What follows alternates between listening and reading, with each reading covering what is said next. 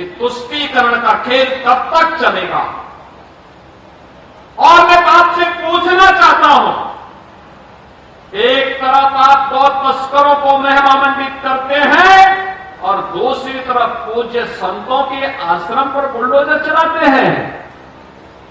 ये कैसे स्वीकार किया जा सकता है? यहां पे संतों की हत्या होती है, गौ तस्करी और गौ कसी होती है, बहन बेटियां सुरक्षित नहीं है, व्यापारी की संपत्ति पर कोई भी गुंडा आकर के कब्जा कर लेता है। उत्तर प्रदेश 25 करोड़ की आबादी का राज्य है, लेकिन किसी गुंडे की हिम्मत नहीं है कि किसी बेटी की इज्जत के साथ खिलवाड़ कर सके। किसी गुंडे की हिम्मत नहीं किसी व्यापारी की संपत्ति पे कब्जा कर सके।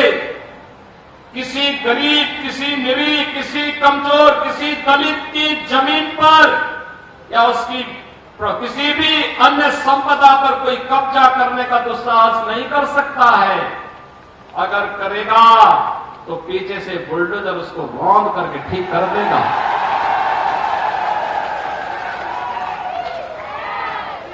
किसी राजस्थान में कांग्रेस की सरकार तो हिंदू विरोधी है, पेशेवर गुंडा और अपराधियों को प्रश्रय देती है। याद करिए, कन्हैया लाल का गला रेत दिया जाता है। यूपी में कोई घटना को अंजाम देगा तो अब तक क्या अंजाम होता है इसका परिणाम हर व्यक्ति जानता है। लेकिन राजस्थान में लगता है सरकार की रीढ़ ही नहीं, एक रीढ़विहीन सरकार किस तरीके से यहां पर अत्याचार को, अनाचार को, गुंडागर्दी को, अव्यवस्था को प्रश्रय दे रही है, इसके नमूने हैं कि तिजारा विधानसभा क्षेत्र में कांग्रेस जिस व्यक्ति को भेजी है वो अपने बारे में बड़ी बड़ी उपमाएं लगाता है। हमने भी सुना है, भाइयों बहनों, तालिबान का उपचार तो बजरंगबली की गदा ही है। देख रहे हैं ना इस समय गाजा में इजराइल तालिबानी मानसिकता को कैसे कुचलने का काम कर रहा है।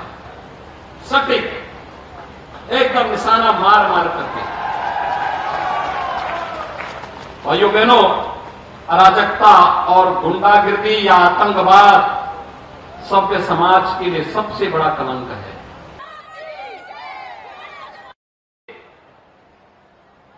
श्री महंत बाबा बालकनाथ जी भारतीय जनता पार्टी के जिला के अध्यक्ष श्री उमेश भाया जी, संभाग प्रभारी श्री विष्णु चेतानी जी, जिला प्रभारी श्री लक्ष्मीकांत भारद्वाज जी, विधानसभा प्रभारी श्री सतीश नांदल जी, पूर्व विधायक श्री बनवारीलाल सिंघल जी, पूर्व विधानसभा प्रत्याशी श्री संदीप दायमा जी, प्रधान तिजारा श्री जयप्रकाश यादव जी, आज के इस कार्यक्रम में उपस्थित सभी पूज्य संतजन, तिजारा विधानसभा क्षेत्र से जुड़े हुए भारी संख्या में नामांकन के इस उत्सव में उपस्थित सभी भारतीय जनता पार्टी, विभिन्न सामाजिक सांस्कृतिक संगठनों के पदाधिकारीगण, उपस्थित सभी भाइयों बहनों, मैं सबसे पहले जिस उत्साह और उमंग के साथ आप सबने यहां पर मुझे सम्मान दिया, इसके लिए आपका आभार व्यक्त करते हुए मैं आप सबका हृदय से अभिनंदन करता हूं, स्वागत करता हूं। राजस्थान की धरती हमारे लिए पुण्य धरती है। देश की भक्ति और शक्ति का अद्भुत संगम वाली धरती है। कौन ऐसा स्वाभिमानी भारतीय होगा जो राजस्थान की धरती पर गर्व की अनुभूति न करता हो, और हर भारतीय को राजस्थान के गौरव पर, राजस्थान की परंपराओं पर, राजस्थान की विरासत पर गौरव की अनुभूति होती है। और उसी गौरव के प्रति आज नमन करने के लिए, इस धराधाम को नमन करने के लिए राजस्थान विधानसभा चुनाव प्रचार की शुरुआत तिजारा विधानसभा क्षेत्र से करने के लिए मैं आपके बीच में यहां पर उपस्थित हुआ हूं। भाइयों बहनों, अलवर से तो हम लोगों का बहुत नजदीक का रिश्ता है। योगीराज, बाबा योगीराज राजा भदवी जी ने अपनी साधना करके, सिद्धि प्राप्त करके, ये मान्यता है इस क्षेत्र में वे आज भी किसी न किसी रूप में अपना दर्शन देते हैं। और इसीलिए राजा भरतवी जी के प्रति जो श्रद्धा और जो विश्वास का भाव इस क्षेत्र में देखने को मिलता है, वह केवल वैसे ही नहीं, हमारी विरासत का प्रतीक है। हमारी परंपरा ने इस विरासत को सम्मान दिया। भाइयों बहनों, राजस्थान का जहां अपना गौरवशाली इतिहास है, वहीं राजस्थान की इस गौरवशाली परंपरा को कांग्रेस अपनी प्रवृत्ति के अनुरूप कलंकित करने में कोई कोर कसर नहीं छोड़ रही है और नहीं छोड़ा है इसने। हमें आश्चर्य होता है, कांग्रेस देश के अंदर समस्या का नाम बन चुका है। कांग्रेस देश की हर समस्या का नाम है। देश के अंदर आज जिन समस्याओं का समाधान देश के यशस्वी प्रधानमंत्री श्री आदरणीय श्री नरेंद्र मोदी जी के नेतृत्व में भारत कर रहा है, एक एक करके समस्याओं का समाधान हो रहा है, वे सभी समस्याएं कांग्रेस की देन है। याद करिए, देश आजाद हुआ था, आजाद भारत में भारत माता के महान सपूत सरदार वल्लभ भाई पटेल ने भारत के एकीकरण के लिए जो बीड़ा उठाया था, वे उसमें सफल भी हुए। लेकिन कांग्रेस ने देश को कश्मीर की एक समस्या दे दी, धारा 370 की एक समस्या, जिसका समाधान प्रधानमंत्री मोदी जी और गृह मंत्री अमित शाह जी ने करके धारा 370 को सदैव के लिए समाप्त करके आतंकवाद की ताबूत पर अंतिम कील भी ठोक दी है। अब आतंकवाद सदैव के लिए समाप्त होगा। लेकिन ये समस्या की देन है कांग्रेस। याद करिए, स्वतंत्र भारत में सरदार वल्लभ भाई पटेल ने सोमनाथ के मंदिर का पुनरुद्धार करवाया था, लेकिन कांग्रेस थी कि अयोध्या में राम मंदिर के विवाद का समाधान होना ही नहीं देना चाहती थी। लेकिन मोदी जी आए और योगी जी आए, अयोध्या में राम मंदिर की समस्या का समाधान हो चुका है। डबल इंजन की सरकार यही है, जो समस्या है उसका समाधान करने का नाम ही डबल इंजन है। भाइयों बहनों, जहां जहां पे भारतीय जनता पार्टी की डबल इंजन की सरकार है, वहां सुरक्षा है, वहां समृद्धि है, वहां पर विकास है, वहां पे बिना भेदभाव के शासन की योजनाओं का लाभ समाज के हर तबके को उपलब्ध करवाने का कार्य किया जा रहा है। हर तबके को ये सुविधाएं उपलब्ध हो रही हैं बिना भेदभाव के। याद करिए 2014 में जब मोदी जी देश के प्रधानमंत्री बने थे, उस समय मोदी जी ने एक ही बात कही थी, हमारी सरकार व्यक्ति, जाति, मत, मजहब, क्षेत्र, भाषा के आधार पर नहीं, सबका साथ और सबके विकास की भावना के अनुरूप कार्य करेगी।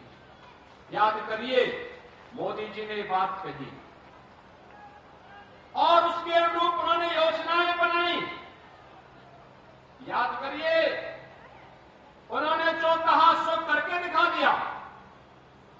विकास की योजनाओं को घर घर तक पहुंचाने के लिए गरीबों के जनधन अकाउंट खोलने की बात रही हो, गरीबों के लिए आवास देने की बात हो, हर घर में शौचालय देने की बात हो, हर घर में उज्ज्वला योजना का कनेक्शन देने का कार्य हो, हर घर तक बिजली पहुंचाने का कार्य हो, नौजवानों के लिए रोजगार की व्यवस्था हो, महिलाओं के लिए तमाम प्रकार की महिला कल्याण से जुड़ी हुई योजनाएं हो, प्रभावी ढंग से इन्हें लागू करने का कार्य मोदी जी के नेतृत्व में भारतीय जनता पार्टी की सरकार ने किया। मैं पूछना चाहता हूं अशोक गहलोत जी से, अशोक गहलोत जी उत्तर प्रदेश में भारतीय जनता पार्टी की डबल इंजन की सरकार है, हमने पौने तीन करोड़ गरीबों के लिए एक शौचालय भी बनाए और 55 लाख गरीबों को एक आवास भी उपलब्ध करवाए हैं। 1,75,00,000 गरीबों को उज्ज्वला योजना के फ्री के कनेक्शन उपलब्ध करवाए हैं और उत्तर प्रदेश के अंदर 10 करोड़ लोगों को 5 लाख रुपए की स्वास्थ्य बीमा का कवर दे रखा है। किसी भी हॉस्पिटल में जाएंगे फ्री में उपचार की व्यवस्था होगी। हर घर नल योजना के लिए उत्तर प्रदेश जैसे 25 करोड़ की आबादी में प्रभावी ढंग से हम लागू कर रहे हैं योजना को। हर घर में शुद्ध पेयजल की आपूर्ति हो रही है। अब तक हम लोगों ने 1.5 करोड़ से अधिक परिवारों को पानी के कनेक्शन उपलब्ध करवाने में सफलता प्राप्त कर ली है। लेकिन राजस्थान कहां है? राजस्थान का पैसा, यहां की युवाओं की मेहनत, यहां के नागरिकों के परिश्रम और पुरुषार्थ का लाभ आखिर राजस्थान को क्यों नहीं मिल पा रहा है? ये तुष्टीकरण का खेल कब तक चलेगा? और मैं आपसे पूछना चाहता हूं, एक तरफ आप 2 तस्करों को महिमामंडित करते हैं और दूसरी तरफ पूज्य संतों के आश्रम पर बुलडोजर चलाते हैं। ये कैसे स्वीकार किया जा सकता है? यहां पे संतों की हत्या होती है, गौ तस्करी और गौ कसी होती है, बहन बेटियां सुरक्षित नहीं है, व्यापारी की संपत्ति पर कोई भी गुंडा आकर के कब्जा कर लेता है। उत्तर प्रदेश 25 करोड़ की आबादी का राज्य है, लेकिन किसी गुंडे की हिम्मत नहीं है कि किसी बेटी की इज्जत के साथ खिलवाड़ कर सके। किसी गुंडे की हिम्मत नहीं किसी व्यापारी की संपत्ति पे कब्जा कर सके। किसी गरीब, किसी निरीह, किसी कमजोर, किसी दलित की जमीन पर या उसकी किसी भी अन्य संपदा पर कोई कब्जा करने का दुस्साहस नहीं कर सकता है। अगर करेगा तो पीछे से बुलडोजर उसको रौंद करके ठीक कर देगा।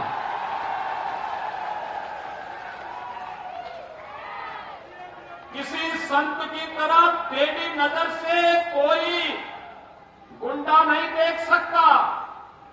बेटी को सुरक्षा है तो पूज्य संतों का सम्मान भी है। गरीब जहां फंसा है, जहां गरीब फंसा है, वहीं पे उसको जमीन का पट्टा भी दे दिया गया, उसका आवास भी बनाया जा रहा है। जहां संत का आश्रम है वहीं पर उस आश्रम के लिए सरकार से भी सहयोग किया जा रहा है।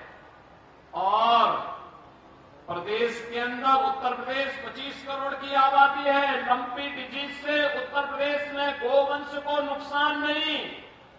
एक एक गौ माता को सर्वे देवा स्थिता देहे सर्वदेव मही को, सभी देवी देवताओं का निवास जिस गौ माता में हमने माना, उस गौ माता को बीमारी से भी बचाया और भूचड़ों से भी बचाने का काम प्रभावी ढंग से हम कर सकते हैं। राजस्थान में आप क्यों विफल हो गए?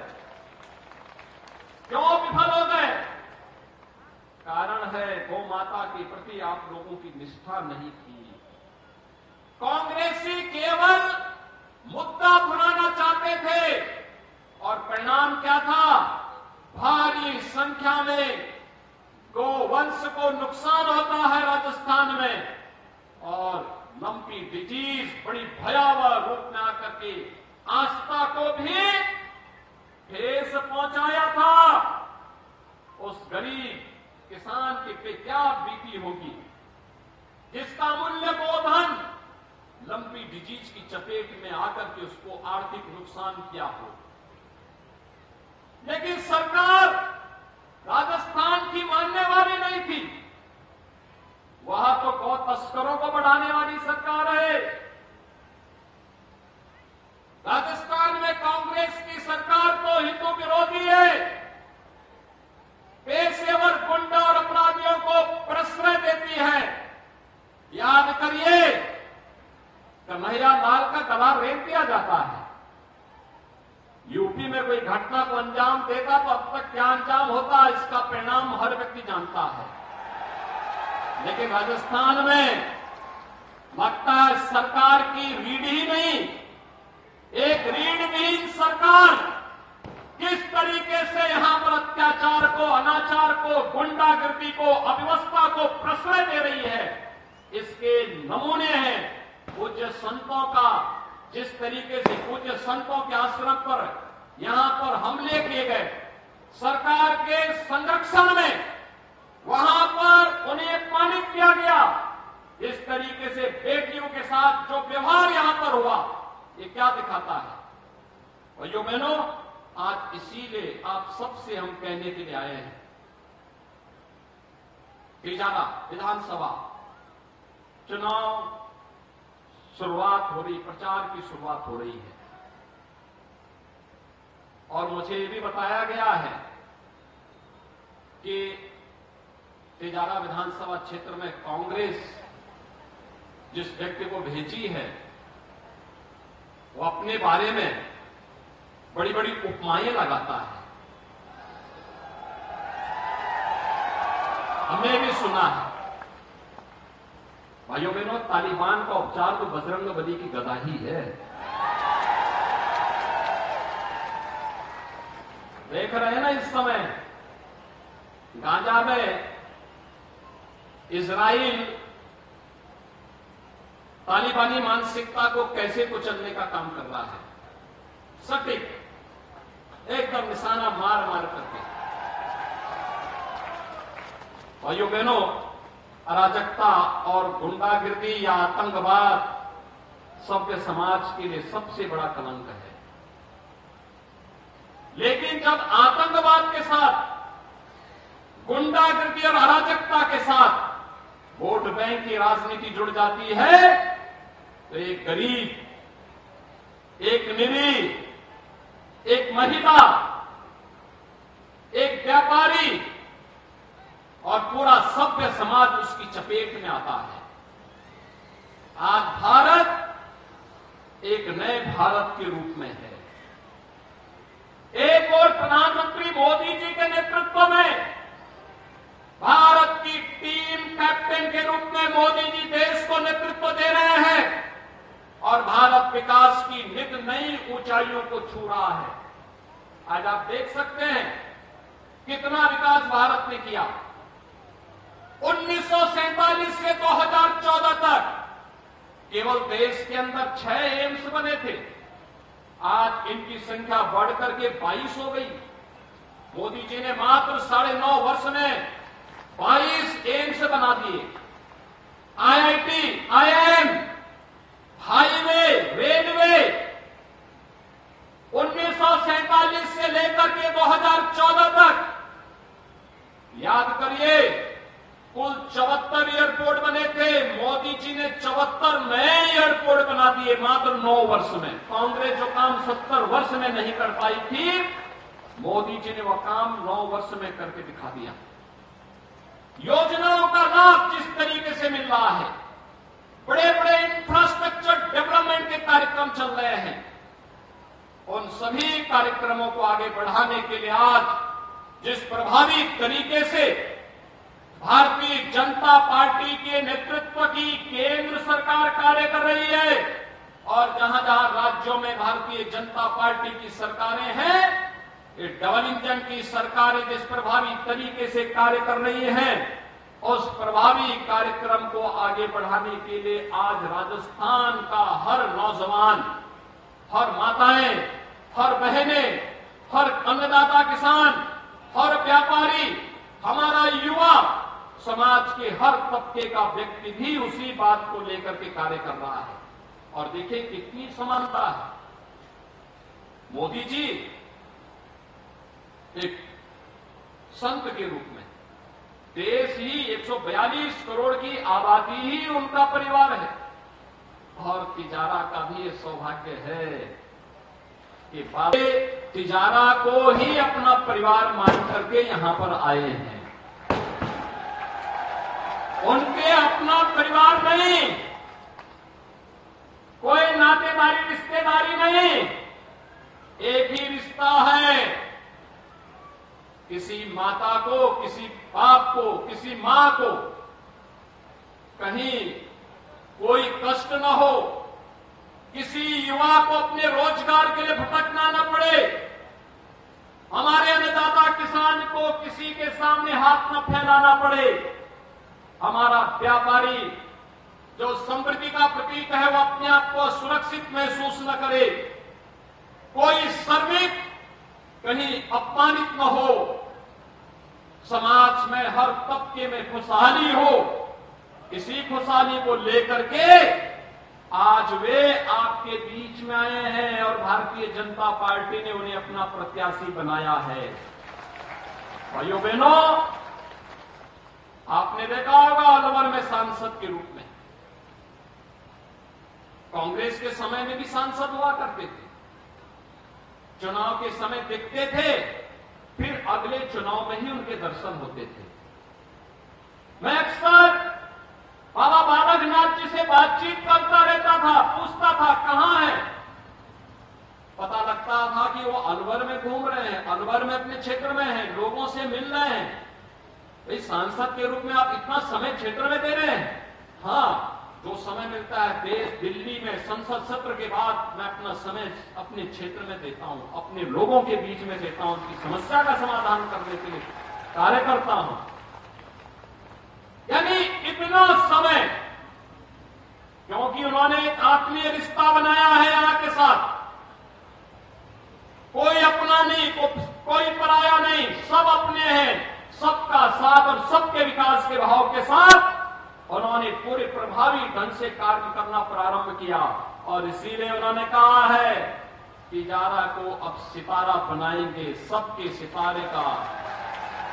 अब तिजारे के लोगों को विकास के लिए मोहताज न होना पड़े, इस जिससे विधानसभा की बड़ी भूमिका होती है, राज्य में सरकार की बड़ी भूमिका होती है, उस भूमिका के निर्वहन करने के लिए मैं अपने आप को तैयार कर रहा हूं और उसी के लिए आज वे आपके बीच में आए हैं।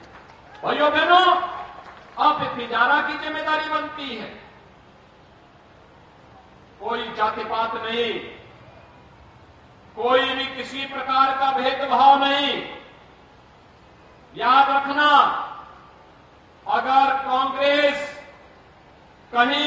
दुर्भाग्य से सफल होती है तो फिर तालिबानी मानसिकता हावी होकर के बहन बेटियों की इज्जत के साथ खिलवाड़ करेंगे, व्यापारियों का शोषण करेंगे, अपहरण करेंगे, गरीबों की संपत्तियों पर कब्जा करेंगे, गौ तस्करी का काम करेंगे, मठ और मंदिरों को नुकसान पहुंचाएंगे, आस्था के साथ खिलवाड़ करेंगे, कोई पर्व और त्योहार शांतिपूर्ण तरीके से लोग नहीं मनाने देंगे।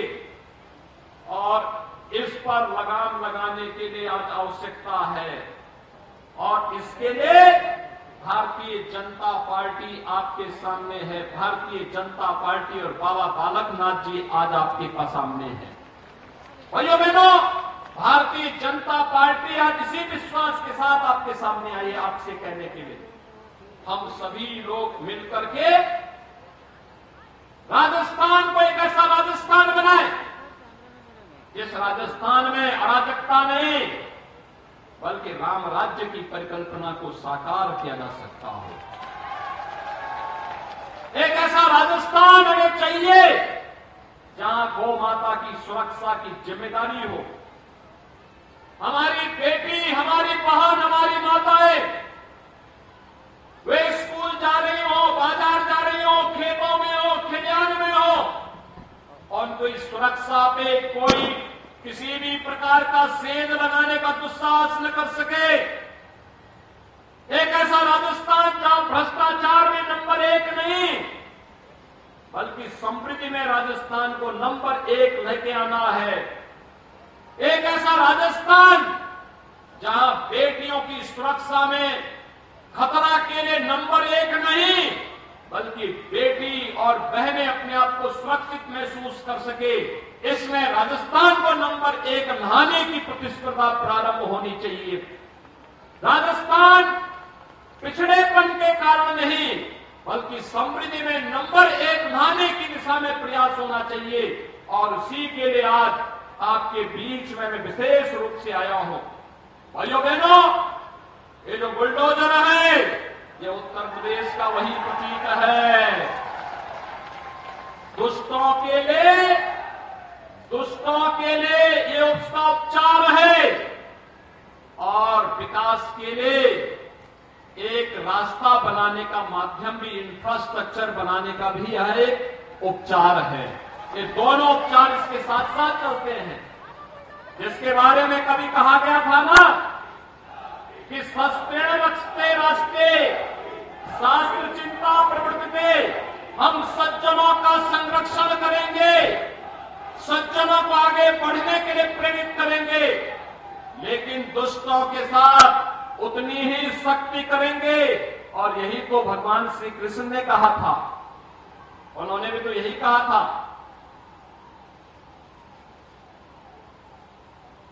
भाइयों बहनों, आज हम सब आपके पास इसी बात को लेकर के आए हैं।